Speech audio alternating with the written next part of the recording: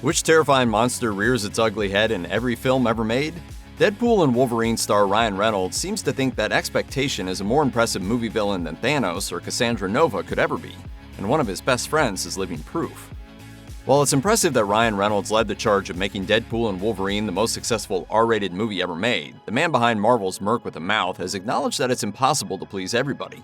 That goes for the audience, sure, but it might even include one of your closest friends, like the guy you co-own a soccer team with. Despite making his way to a London set to film a scene for the record-breaking comedy, Rob McElhenney did not end up in the final cut of Deadpool and Wolverine. The creator and star of the hit TV show It's Always Sunny in Philadelphia, McElhenney is also Reynolds' Wrexham FC co-owner and friend. Two Hollywood movie stars. I'm more of a TV star. Oh. Aw.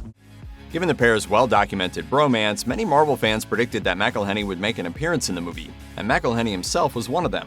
He recorded a cameo as an agent to the Time Variance Authority that never actually saw the light of day.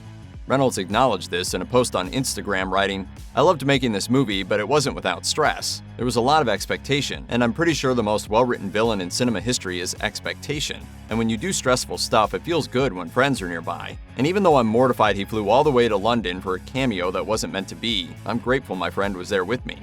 Of course, Reynolds couldn't keep up the serious tone for long. He continued, "Rob shows up for people, and he showed up for me.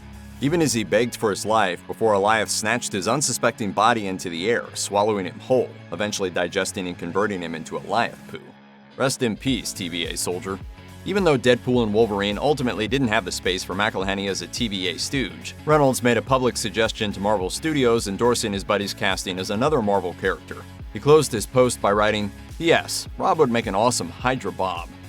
For those unfamiliar with the comics, Bob Dubalina debuted in Cable and Deadpool number 38 in 2007. He started out as just an average guy who joined the evil organization Hydra after his wife got mad at him for being unable to hold a steady job.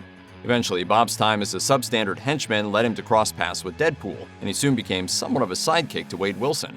It's a partnership that usually goes about as smoothly as you'd expect, which is to say, not smoothly at all.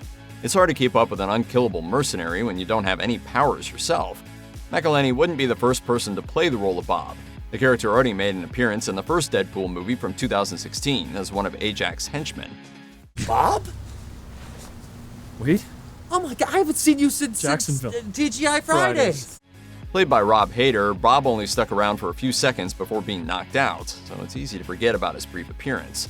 Of course, now that Deadpool and his reality's timeline have officially found their way into the MCU, there's no reason that the anti-hero's future adventures couldn't bring a new Bob into the fold. One played by McElhenney, hopefully with a comic-accurate green and yellow mask. It's the least that Reynolds could do to apologize to his friend for feeding him to an interdimensional smoke monster and taking him out of the movie.